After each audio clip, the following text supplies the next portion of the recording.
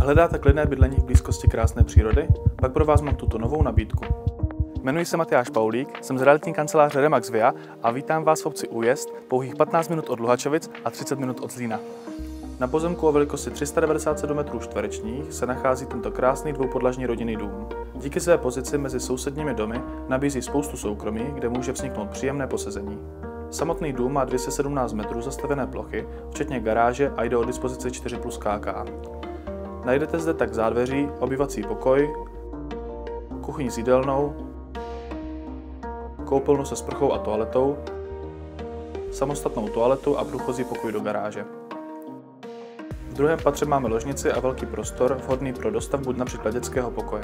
Dům je napojený na všechny potřebné inženýrské sítě, o ohřev vody se stará zcela nový elektrický boiler a topí se díky kotli na tuhá paliva. Tak co na to říkáte? Pokud vás dům zaujal stejně tak jako mě, neváhejte se mi ozvat a já se na vás budu těšit na prohlídce.